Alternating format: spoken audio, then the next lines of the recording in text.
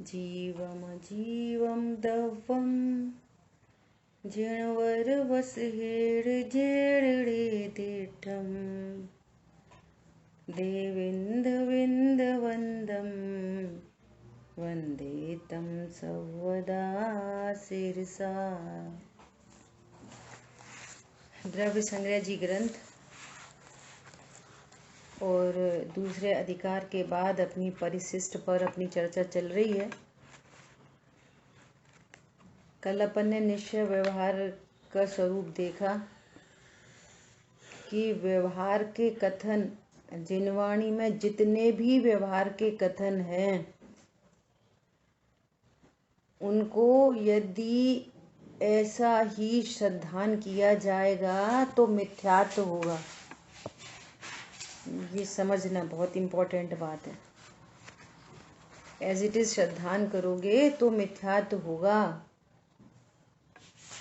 और परमार्थ का जैसा कथन है जिनवाणी में ऐसा ही है, ऐसे श्रद्धान से सम्यक्त होगा। निश्चय का श्रद्धान कैसा करना, यही मेरा वास्तविक स्वरूप है। जैसे निश्चय से कहेंगे कि तुम अशरीरी हो तो अशरीरी ही मेरा वास्तविक स्वरूप है। तुम जन्मते मरते नहीं हो, अविनाशी हो, यही मेरा वास्तविक स्वरूप है। और व्यवहार ने से कहेंगे कि भैया अपना काम करो, मर जाओगे, ये व्यवहार ने का कथन है। ये ऐसा कथन क्यों करा? इस पर्याय की क्षणभंगुरता बताने के लिए कि तुम अनंत काल तक मनुष्य नहीं रहोगे, अनंत काल तक संगी पंचेंद्रिय नहीं रहोगे। तो पर्याय का बोध कराते हैं। लेकिन कोई अपने को जन्मने मरने वाला ही जान ले, सही बात है, क्या पता कब मर गए, क्या पता कब चले जाएंगे, भैया स्वाध्याय करो स्वाध्याय करो। तो स्वाध्याय का भाव तो अच्छा है, परंतु मैं मर जाऊंगा ये मिथ्यात्व है। कितनी गजब की बात है। निश्चय ने कहेगा कि तुम निष्कर्म हो, कर्मों से बंधे नहीं हो। ऐसा ही श्रद्धान करना, सचमुच मैं वर्तमान में कर्मों से बंधा नहीं हूं। और व्यवहार ने कहेगा कि कर्मों से बंधे हो। देखो तरह तरह की स्थिति, वो पर्याय संबंधी, संयोग संबंधी ज्ञान कराएगा। क्यों इतना माथा मार रहे हो भैया? बाहर में जो कुछ है कर्माधीन है। अनाजी जिसे कर्म बंधे हैं और कर्म के उदय में ये सामग्री प्राप्त हो रही है। देखो ऐसा मैसेज देता है व्यवहार ने। लेकिन मैं कर्मों से बंधा हूं, ऐसे श्रद्धा से मिथ्यात्व होगा। निश्चय ने कहेगा कि मैं अकर्ता गायक हूं, और व्यवहार ने कहेगा कि तुमने ही शुभाशुभ भावों से पुण्य पाप कर्म का बंध किया, तुमने ही बांधा है ऐसा कर्म, ये व्यवहार ने कहेगा। और उस श्रद्धान से मिथ्यात्व होगा। उससे प्रयोजन साध लेना कि यदि मैंने स्वरूप नहीं जाना तो कर्म बनते हैं, और स्वरूप जानूंगा तो कर्म नहीं बंधेंगे। ये मैसेज उठाना वहां से। व्यवहार ने के कथन इस प्रकार से प्रयोजन की सिद्धि कराते हैं। क्या बोले? शुद्ध ने का हस्तावलंब तुल्य जानकर उसका कथन बहुत है। व्यवहार ने का हस्तावलंब तुल्य मतलब रहने दो ना, वहीं जहां था। व्यवहार ने का हस्तावलंब तुल्य मतलब कि जैसे हम रेलिंग पे, वो सीढ़ी पे चढ़ते हैं ना, तो कमजोरी होती है तो रेलिंग पकड़ के चलते हैं, तो वो सहायक है सीढ़ी पे चढ़ाने के लिए। लेकिन रेलिंग चढ़ाती तो नहीं है, वो तो नहीं चलाती आपको, चलना तो स्वयं ही पड़ता है। बस हस्तावलंब तुल्य है, बस ऐसे सब जगह लगाना। शुद्ध ने कहेगा तुम राग आदि के अकर्ता हो, और व्यवहार ने कहेगा राग तुम ही करते हो। श्रद्धान ऐसा करना कि मैं अकर्ता हूं, और पर्याय के राग को देखकर उसका ज्ञान होता है तो उसको मिटाने का उद्यम करना। ये राग अन्य से नहीं होता, ऐसा श्रद्धान करना। बात आ गई सबको ख्याल में? बोलो, इतनी बात में किसी को यदि कोई प्रश्न है तो पूछ सकते हैं। बोलो।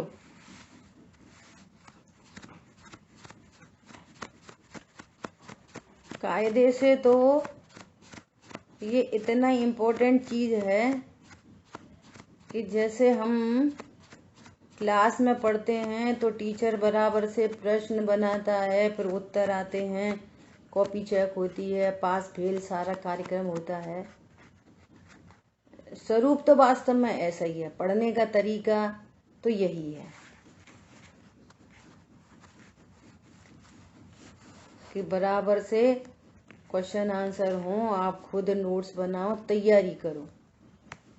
ये कोई जैसे खाली बैठ के फॉर्मेलिटी से सुनने का तो मार्ग नहीं है। बिल्कुल समझ में नहीं आया पूछना चाहिए, पूछने के बाद पक्का करना चाहिए, फिर पक्का करो। अपनी मतलब एक एक व्यक्ति अपनी सेल्फ की जिम्मेदारी ले, क्योंकि ताही सुनो भवि मन थिरान, जो चाहो अपनो कल्याण। इसमें आपके कल्याण की बात छिपी हुई है। बोलो, बात सब क्लियर है सभी को? कोई प्रश्न है तो पूछ सकते हैं।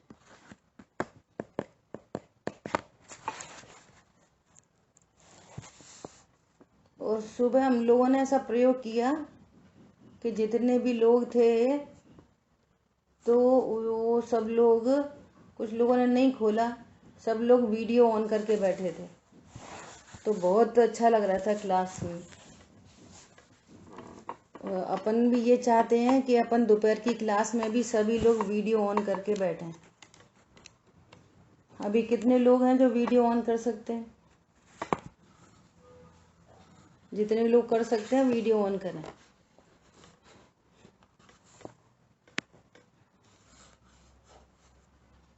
जो अपना अगला अधिकार चलेगा ना, वो वीडियो ऑन करके ही चलेगा। बोलो, कितने लोग वीडियो ऑन कर पा रहे हैं?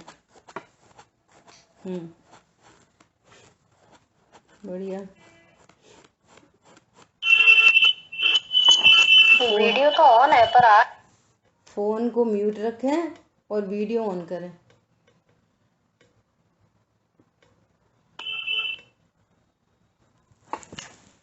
हो नहीं रहा।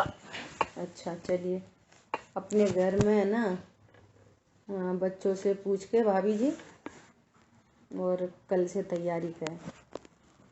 ठीक है? ठीक ठीक है।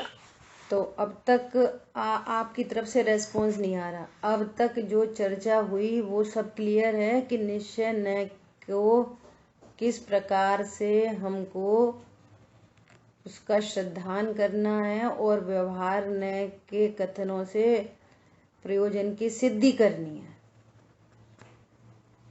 निताशा, बात समझ में आई आपको? बोलिए। नहीं समझ में आई तो अपन रिपीट करना, कोई बोल ही नहीं रहा।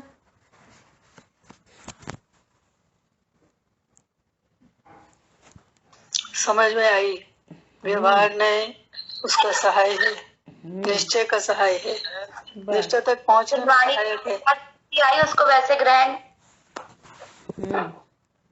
निश्चय न कहता है वैसा श्रद्धान करना, और व्यवहार ने जैसे कथन करता है वैसा श्रद्धान नहीं करना, परंतु उससे अपने प्रयोजन की सिद्धि करना। वो किसी न किसी की तरफ इंडिकेट करता है। जैसे उंगली से कह रहे हैं देखो चंद्रमा, तो उंगली है व्यवहार और चंद्रमा निश्चय। ये उंगली इंडिकेट कर रही है चंद्रमा की ओर, है ना? तो तुम उंगली कोई चंद्रमा नहीं समझ लेना। इस उंगली से प्रयोजन साध लिया। उंगली किधर दिखा रही है? चंद्रमा की। देखो वो चंद्रमा, अब चंद्रमा तो जमीन पर लाया नहीं जा सकता, इतनी मजबूरी है। कल बहुत बढ़िया चर्चा आई थी। हिंसा, झूठ, चोरी, कुशील, परिग्रह सब अमूर्तिक पर्याय हैं। और बोलो उन अमूर्तिक पर्यायों के कथन किधर से किए जा रहे हैं? समझ आई बात? ऐसा कोई एक ऐसा बताएगा कि झूठ को कैसे डिस्क्राइब किया जाता है व्यवहारने से? बोलो, कल अपन ने चर्चा की थी। झूठ को व्यवहारने से कैसे डिस्क्राइब किया जाता है? झूठ बोला ऐसा बोलते हैं कि झूठ बोला, वो व्यवहारने का कथन है, क्योंकि वो जीव का काम नहीं है बोलना, वो भाषा वर्गना का काम है। जीव में तो भाव होंगे झूठ बोलने। हाँ, तो वो झूठ बोलने का जो भाव है ना, तो उसको कैसे डिस्क्राइब करेंगे, ये पूछ रहे हैं। क्योंकि झूठ जो है आत्मा की अमूर्तिक पर्याय है। झूठ दिखाई नहीं देता इंद्रियों से, तो अब झूठ अमूर्तिक पर्याय को कैसे बताएं? शब्दों के द्वारा। हाँ, शब्दों के द्वारा बताना पड़ेगा, शब्दों के द्वारा कहना पड़ेगा। और आत्मा शब्द बोलता नहीं है। अब इसके बिना कोई और बताए, इसके बिना झूठ की पर्याय जो है, झूठ की जो विकारी पर्याय है, उसको कैसे दिखाया है, कैसे बताएं? बता, कौन सा और कोई वे हो सकता है? बहुत गंभीर चिंतन की बात है ये। कौन सा तरीका हो सकता है कि आत्मा की जो विकारी पर्याय है, झूठ जो विकारी पर्याय है, उसको कैसे डिस्क्राइब करें, कैसे दिखाएं, कैसे बताएं? झूठ मतलब क्या? बोलो। तो वो व्यवहार से ही कहनी पड़ती है। जो जीव का काम कदापि नहीं है, उधर से झूठ को बताना पड़ रहा है। पॉइंट समझ में आया? प्रीति है कि नहीं आज क्लास में? प्रीति है नहीं, इसलिए आज क्लास सुनी है। अजय भैया। जय जनक भाभी। हाँ वो जी, आपने झूठ कहा। जी, मेरे कम समझ में आ रही, थोड़ा मतलब इसको फिर से वो करो। हाँ, ये ऐसे बोलना चाहिए। झूठ मतलब यहाँ पे ये कह रहे हैं कि हिंसा, झूठ, चोरी, कुशील, परिग्रह, ये सब आत्मा की अमूर्तिक पर्याय है। ये अमूर्तिक पर्याय हमको पांचों इंद्रियों से दिखाई नहीं देती हैं। बोलो, किसी ने क्रोध देखा है? होता सबको है और समझ में सबको आती है, लेकिन दिखा नहीं सकते। तो फिर क्रोध को कैसे बताना पड़ता है? तो आपको कैसे पता वो क्रोध कर रहे थे? अरे हमने देखा वो जोरों से चिल्ला रहे थे। तो क्रोध तो है आत्मा की पर्याय, और चिल्लाने से क्रोध का परिचय दे रहे हैं। और चिल्लाना पुद्गल की पर्याय है। तो पुद्गल की पर्याय से जीव की पर्याय को बता रहे हैं। समझ आ गई बात? तो भैया वो तो बहुत घमंडी लग रहे थे हमको। क्यों? घमंड तो आत्मा की अमूर्तिक पर्याय है। तुमको घमंड का कैसे पता चल गया? अरे बड़े अकड़ के खड़े थे, देखा नहीं था उनका चेहरा कैसा तना हुआ था। ले, चेहरे में मान का जाए है। मान का जाए तो आत्मा की पर्याय है। अजय भैया समझ में आ रही है? हाँ ना तो करो भाई, बहुत दिन बाद तो आते हो। आ रही है। शरीर की क्रिया से पता लगता है। हाँ, और शरीर की क्रिया आत्मा की पर्याय। बोलो, गजब हो गई। अभी कोई बोले पता कितने शांत स्वभाव हैं, एकदम क्षमाशील है ये, तो तुम्हें क्षमा कैसे दिख गई? अरे वो इतनी तेज बोल रहे थे और कुछ नहीं बोली वो। तो कुछ नहीं बोलने से छम्म दिख रही है, बहुत सरल स्वभाव है। ये तो बाह्य ही है, हाँ अंतरंग में का नहीं हमें पता लग सकता। हाँ, तो अंतरंग को बताने के लिए बाहर से बताना मजबूरी है, ये कहना चाह रहे हैं। लेकिन आपने ऐसे ही श्रद्धान कर लिया कि वचन से झूठ होता है, अकड़ने से मान होता है, तो फिर आपको मिथ्यात्व पलता रहेगा कि जीव अकड़ सकता है, शरीर से ऐसे तन सकता है। ये जीव की क्रिया नहीं है, ये शरीर की क्रिया है। ये पॉइंट चल रहा है, बहुत गंभीर बात है ये। क्षमा मार्दव आर्जव सत्य सोच संयम तब कैसे दिखाई देंगे भैया? वो आत्मा की अमूर्तिक पर्याय हैं, इसलिए उनका परिचय शुभ राग से वीतरागता का परिचय देना पड़ता है।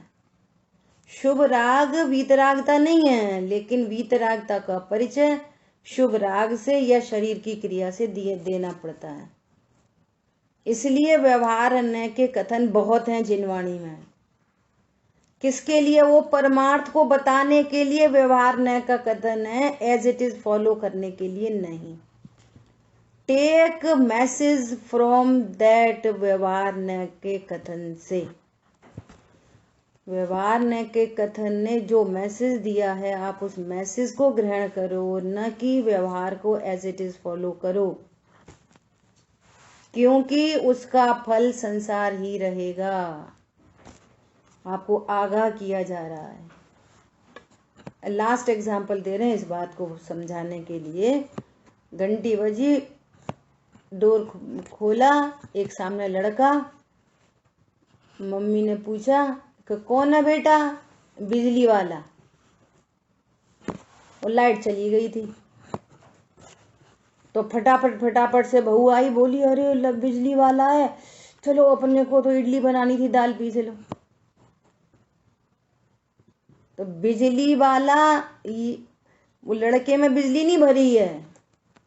बिजली वाला लड़के को बिजली वाला बोलकर ये मैसेज मिल रहा है कि ये बिजली डिपार्टमेंट से आया है, परंतु वो तो लड़का ही है, लड़के में थोड़ी बिजली होती है। ठीक है, ऐसे हम व्यवहार ने के कथनों से परमार्थ को साध लेते हैं, लोक में भी। हरी बात समझ में? ये है बहुत गंभीर बात। चलो आगे बढ़ते हैं। अभी व्यवहार न को अशुद्ध न भी कहते हैं।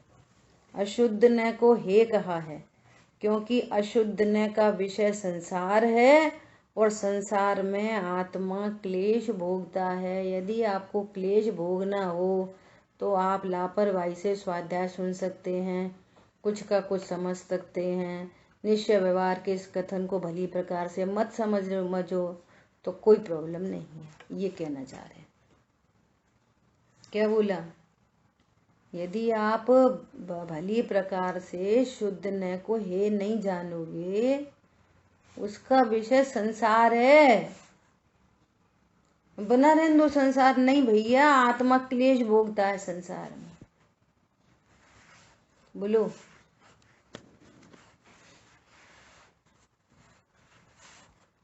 इतनी छोटी सी बात पूरे विश्व ने मान ली। नहीं धोएंगे हम हाथ, नहीं लगाएंगे मास्क, क्या होता है? क्या होता है? कोरोना हो जाता है, मर जाते हैं। अच्छा, तुरंत समझ में आ गई। कहीं बाहर जाओ, किसी भी सब्जी मंडी जाओ, कुछ सामान खरीदने जाओ, घर से बाहर निकलो, कपड़े चेंज, सबने मान ली। क्यों? क्लेश भोगना पड़ेगा। समझ आ रही बात? तो हम आत्मा शरीर के लिए तो हमें समझ में आ जाती है, तुरंत फॉलो करते हैं। पूरे विश्व ने एक सिंगल आवाज पे, पूरे विश्व ने एट अ टाइम, पूरे विश्व, जिसको लौकिक विश्व कहा जाता है, फॉरेन कंट्री, इंडिया में सब लोगों ने फॉलो कर ली एक आवाज में। और यहाँ तो रोज रोज 3-3 टाइम कही जाती है। बोलो, आत्मा क्लेश भोगता है, ये बहुत समझने की बात है। यदि क्लेश नहीं चाहिए तो गंभीरता से स्वरूप को समझो। ठीक है। व्यवहार धर्म अभेद रत्नत्रय में ही मोक्ष मार्ग निश्चय से कर्म बंध छेदक है।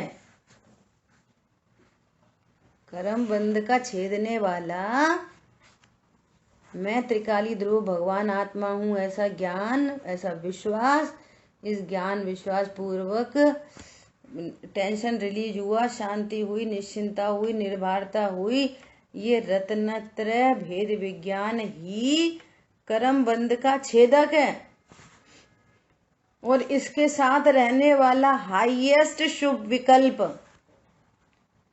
वो बंध का कारक है। मोक्ष मार्ग नहीं है, नहीं है, नहीं है, नहीं है, नहीं है। समय सार जी में हम लोगों का परसों से पुण्य पाप अधिकार चालू होएगा।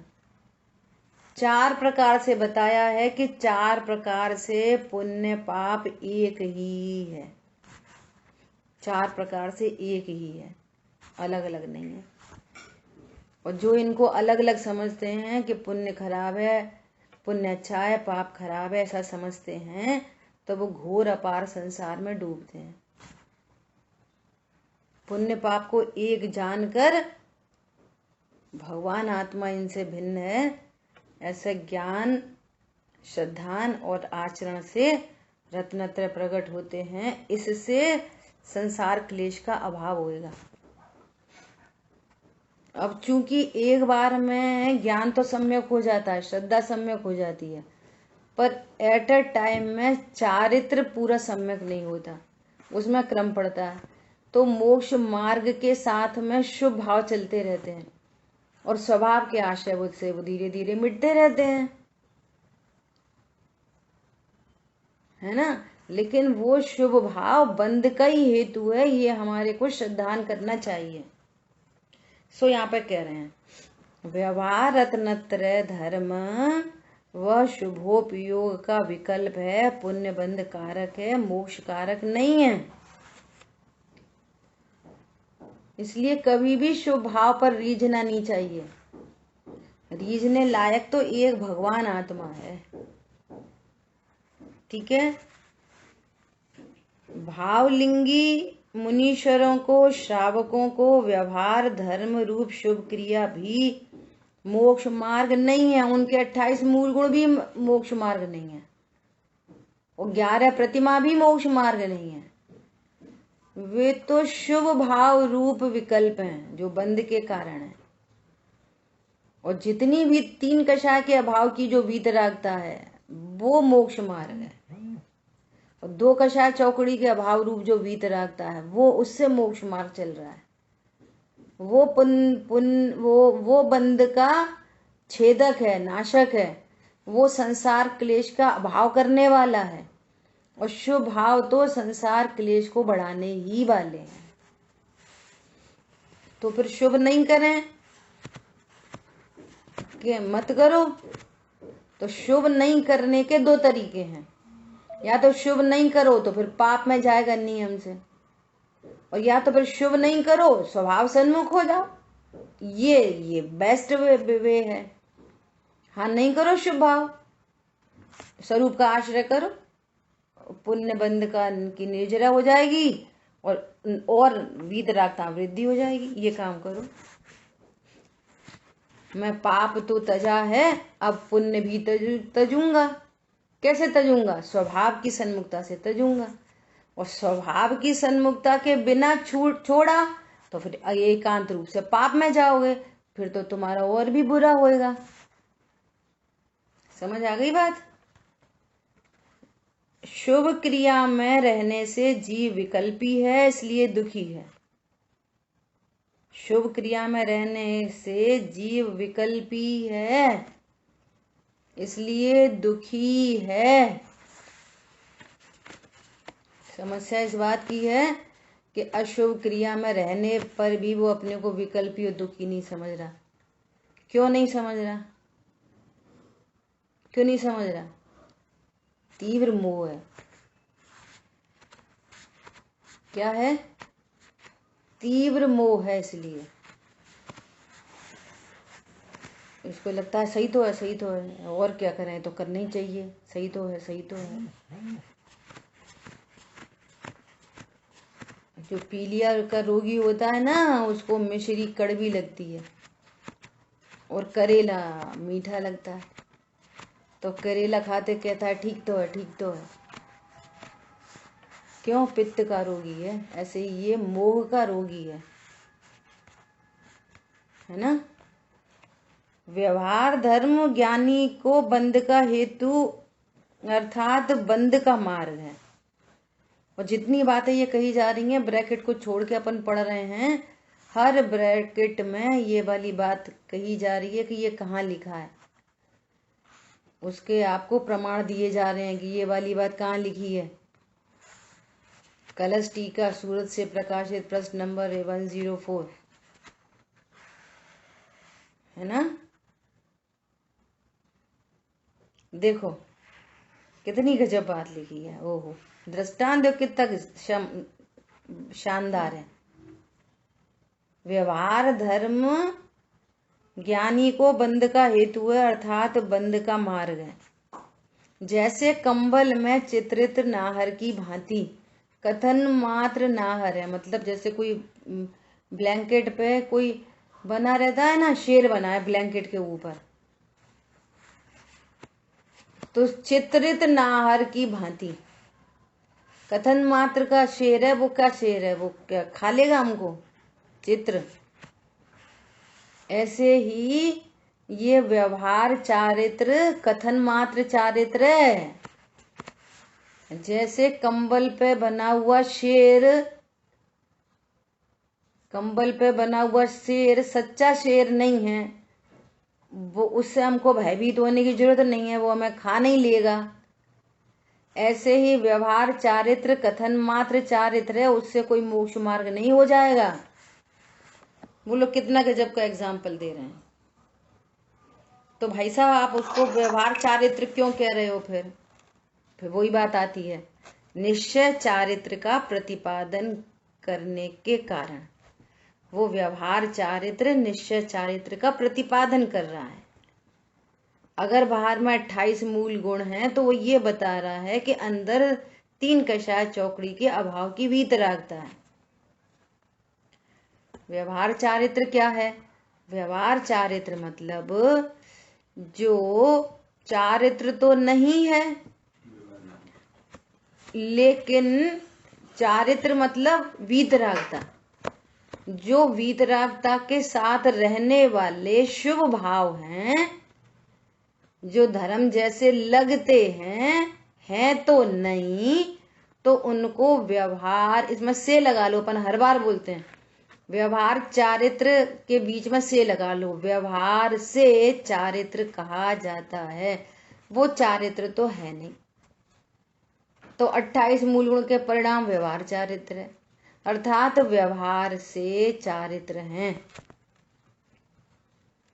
जैसे पीला केला, पीला केला कितना केला है? कथन मात्र केला है।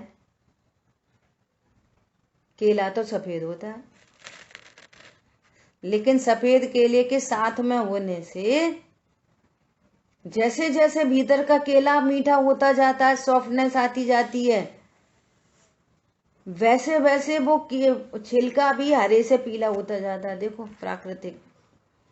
और जैसे ही वो पीलापन आया तो अपन समझ जाते हैं कि अब ये केला पक गया, मीठा हो गया होगा।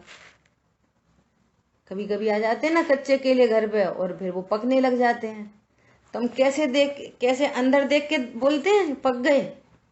छिलका देख के समझ जाते हैं कि केला पक गया। ऐसे ही देह की क्रियाओं के छिलका को देख कर हम समझ जाते हैं अंदर इतनी वीतरागता है। शरीर की क्रिया तो कोई वीतरागता नहीं, शुभ भाव तो कोई वीतरागता नहीं। ऐसा समझ आ गई बात? छिलके को देखा, अरे ये केले तो पक गए। भैया तुमने तो केला अंदर देखा ही नहीं। अरे छिलका उसको इंट्रोड्यूस कर रहा है ना, छिलका अंदर के केले का प्रतिपादन कर रहा है ना। ऐसे ही बाहर की शरीर की क्रिया जो कि जीव की बिल्कुल नहीं है, जीव कर नहीं सकता, तो भी शरीर की क्रिया और शुभ परिणामों से निश्चय मोक्ष मार्ग का स्वरूप कहा जाता है। इसलिए वो व्यवहार चारित्र कथन मात्र चारित्र है, वो कोई चारित्र फात्र नहीं। हमने नमक छोड़ दिया, हमने वो छोड़ दिया, हमने, सुनो अच्छी बात है, ये शुभ परिणाम है, ये मंद कषाय है, परंतु ये धर्म नहीं। धर्म नहीं, धर्म तो धर्मी के आश्रय से होने वाली पर्याय होती है, ये तो परलक्ष्य से होने वाली पर्याय है। ये किधर से धर्म हो गई ऐसा? और देखो, जिस छिलके से हम निश्चय केला का स्वरूप समझते हैं, जो हमारे लिए अंदर वाले केला को समझने के लिए सहायक था, उसको ही उतार कर फेंक देते हैं। बोलो, उसी को क्या करते हैं? उसको तो कोई नहीं खाता। और जो केले के भाव में आता है छिलका,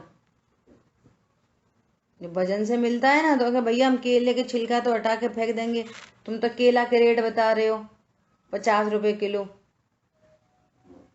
तो छिलका थोड़ी केला है, तो भैया ये 50 रुपए किलो ही मिलेगा।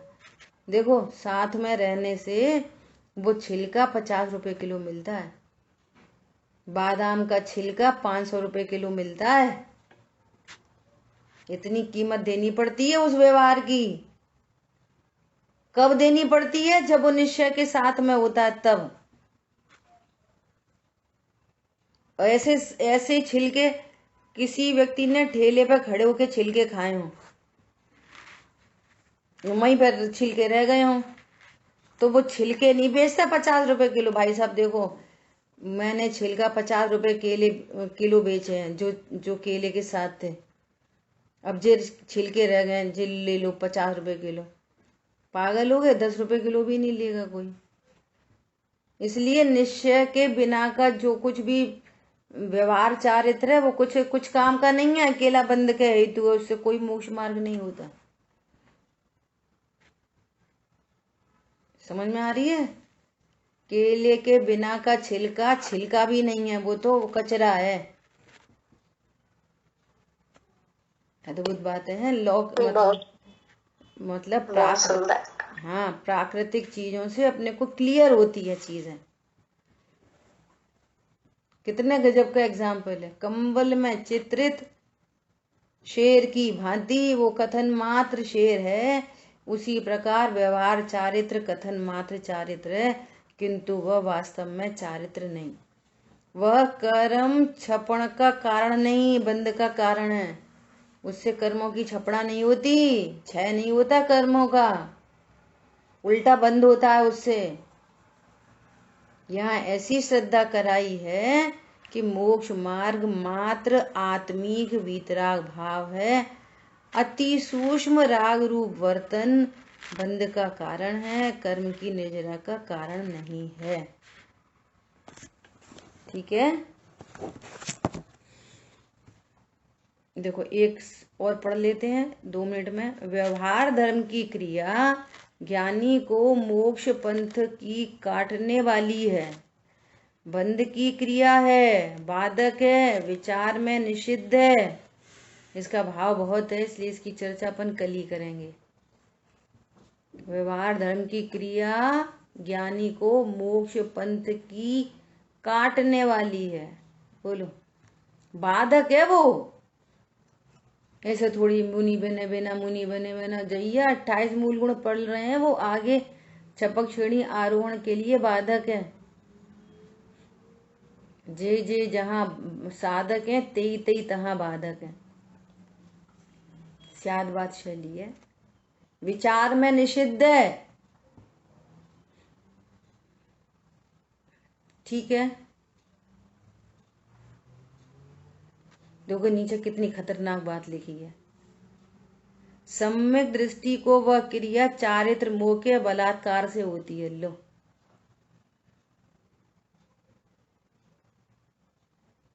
ज्ञाना वर्णाधिक कर्म बंद करती है, संवर निजरा अंश मात्र भी नहीं करती। इतनी खतरनाक क्रिया है वो, जिसको हम गले लगाते हैं। शुभ भाव है भैया, बहुत शुभ भाव, बहुत अच्छे, बहुत अच्छे अच्छे। जब शुभ भाव अच्छे हैं तो तुम्हें वीतरागता कैसे अच्छी लगेगी? और जिसको वीतरागता ही अच्छी लग रही है उसको त्रिकाली ध्रुव का वो अच्छा लगेगा। तुम त्रिकाली ध्रुव से कितनी दूर हो गए? ये तो समझने की शब्द की लिमिटेशन है, और भाव बहुत गंभीर होते हैं, है ना। शेष चर्चा अपन आगे करेंगे। जिनवाणी के ज्ञान से सूझे लोकालोक, सोवाणी मस्तक नमो सदा दे तुम दो। बोलिए द्वाशांगमयी जिनवाणी माता की जय हो। जय जिनेन्द्र सभी को। जय जिनेन्द्र।